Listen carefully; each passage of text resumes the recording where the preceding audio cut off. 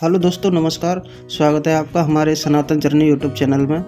दोस्तों, आज का टॉपिक है हमारा कि वैदिक सभ्यता क्या 3500 साल पुरानी है। दोस्तों, कुछ गंवार लोगों ने यह अफवाह फैलाई है कि वैदिक सभ्यता 3500 साल पुरानी है। दोस्तों, आज इन गपूड़ियों की पोल पूरी तरह से खुलने वाली है और खुल भी चुकी है, क्योंकि वैदिक युग को 3500 साल पुरानी कहना इनकी पूरी तरह से मूर्खता को दर्शाता है। दोस्तों, टॉपिक की ओर चलने से पहले ये दिखा देते हैं अपना लीगल डिस्क्लेमर। जैसा कि हमारा और इस चैनल का उद्देश्य है साइंटिफिक टेम्परामेंट को इंक्रीज करना, सच्चाई को बाहर लाना। तो दोस्तों, बने रहें हमारे इस चैनल में कि वैदिक सभ्यता को 3500 साल पुरानी कहना इनकी किस तरह से मूर्खता है। और आप अगर हमारे इस चैनल में नए हैं तो चैनल को सब्सक्राइब करें, लाइक करें और वीडियो अच्छी लगे तो इसको ज़्यादा से ज़्यादा लोगों के पास शेयर करें। दोस्तों, चलते हैं टॉपिक की ओर।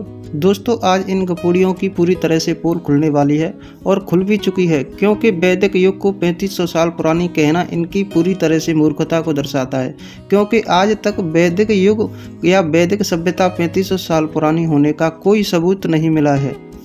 दोस्तों, चलो कुछ देर के लिए अगर मान लिया जाए कि वैदिक सभ्यता 3500 साल पुरानी है, तो इनसे यह पूछा जाए कि भाई साहब, अगर 3500 साल पुरानी आपकी वैदिक संस्कृति है तो उस समय आपकी कौन सी लिपि चलती थी। दोस्तों, इतना सुनते ही इन लोगों का पसीना निकल जाएगा, क्योंकि सिंधु घाटी सभ्यता की लिपि को अभी तक कोई पढ़ नहीं पाया है, और जो लिपि पढ़ ली गई है वह धम्म लिपि है। जिस लिपि में सम्राट अशोक के लेख मिले हैं उस लिपि को भी ये नहीं पढ़ पाए, उस धम्म लिपि को अंग्रेज पढ़ के बता के गए हैं। तो इनसे आप पूछिए कि भाई साहब, आपकी वैदिक संस्कृति उस टाइम थी तो आप क्या पढ़ते लिखते नहीं थे? अगर आप पढ़ते लिखते तो उस लिपि भाषा को क्यों नहीं पढ़ पाए? दोस्तों, बने रहें वीडियो में और वीडियो को पूरा देखें, क्योंकि आप वीडियो को अधूरी छोड़ के चले जाएंगे तो आपकी समझ में कुछ नहीं आएगा, और यह आपको पता है कि अधूरा ज्ञान कितना खतरनाक होता है। अगर आपके सामने कोई ये कहे कि वैदिक सभ्यता 3500 साल पुरानी है, ईसा के 1500 साल पहले भी थी, तो उसको अच्छी तरह से समझा दें और ये वीडियो देखें, और ये वीडियो को छोड़ के ना जाए, पूरा देख लें, क्योंकि आपको बहुत सारी जानकारी मिलने वाली है। आप किस तरह तर्क करके इन लोगों की जो गपोड़ फैलाई है उसको खारिज कर सकते हैं और इनको मुंह पर ही जवाब दे सकते हैं। तो दोस्तों, वीडियो को पूरा देखें। दोस्तों, इन मूर्खों को फिर से समझाना है कि उस समय सारा विश्व पढ़ता था। दोस्तों, अब ये पतली गली से निकलने के चक्कर में आपसे यही जवाब देंगे कि हम लोग याद करते थे, याद करने की हमारी परंपरा थी, हम लोग पीढ़ी दर पीढ़ी ढोके लेके आए हैं याद करके। दोस्तों, जब यह बात आपके सामने कहें तो आपको चुप नहीं रहना है। इन मूर्खों को फिर से समझाना है कि उस समय सारा विश्व पढ़ता था।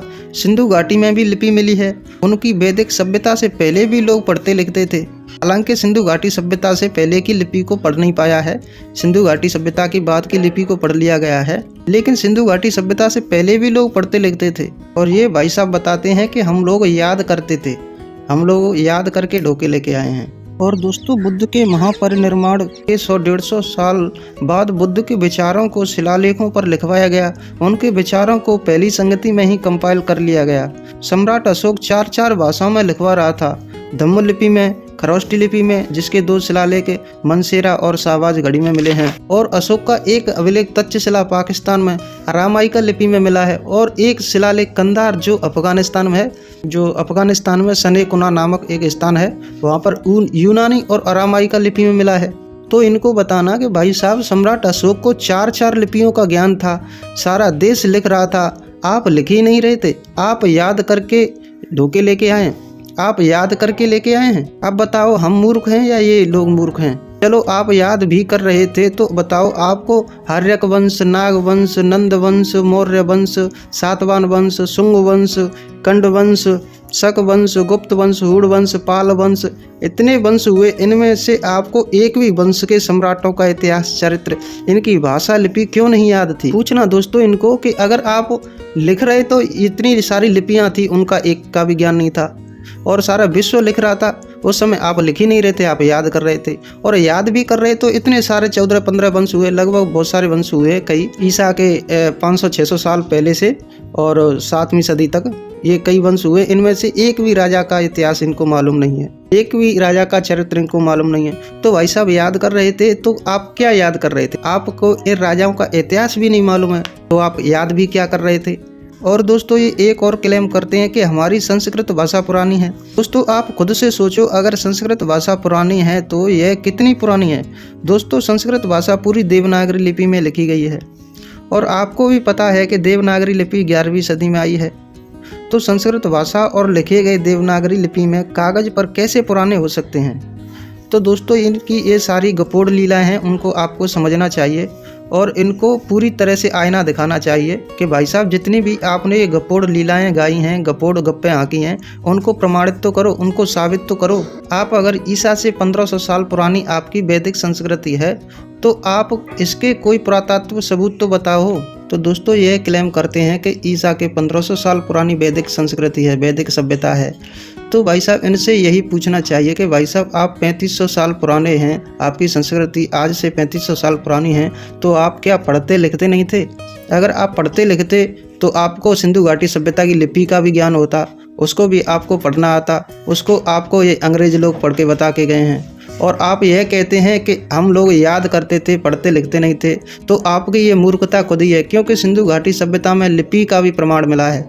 उस समय भी लोग पढ़ते लिखते थे और सिंधु घाटी सभ्यता के बाद भी धम्म लिपि मिली है, जो सम्राट अशोक 4 भाषाओं में 4 लिपियों में उसके लेख मिले हुए हैं। तो जब भी लिखने की और पढ़ने की परंपरा थी और आप याद करते थे, तो ये तो आपकी खुद ही मूर्खता थी कि सारा विश्व लिख रहा था, पढ़ रहा था और आप याद कर रहे थे। और चलो मान लिया जाए थोड़ी देर के लिए कि आप याद कर रहे थे, तो आपको ये सम्राट अशोक का, इन लोगों के इतने बड़े इतिहास हुए हैं, इन लोगों की इतनी बड़ी प्रशंसाएं और इनका चरित्र इतना खरा है, उनका चरित्र आपको एक भी राजा का इतिहास नहीं मालूम था।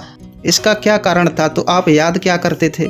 और आप यह क्लेम करते हैं कि हमारे वेद और उपनिषद और ये सब संस्कृत में लिखे हैं, वो बहुत पुराने हैं। तो भाई साहब आपको यह इतना तो ज्ञान होना चाहिए कि संस्कृत भाषा पूरी देवनागरी लिपि में लिखी हुई है और देवनागरी लिपि ही 11वीं शताब्दी में आई है। तो आपके वेद पुराण किस प्रकार से पुराने हुए? तो दोस्तों जितने भी हमारे भाई लोग सुन रहे हैं उनको समझना चाहिए, और बहुजन वर्ग के जितने भी बच्चे हैं और अपन साथ भाई हैं, वो सबको सोचना चाहिए कि इन लोगों ने किस तरह से घालमेल किया है और हमको किस तरह से मूर्ख बनाया है।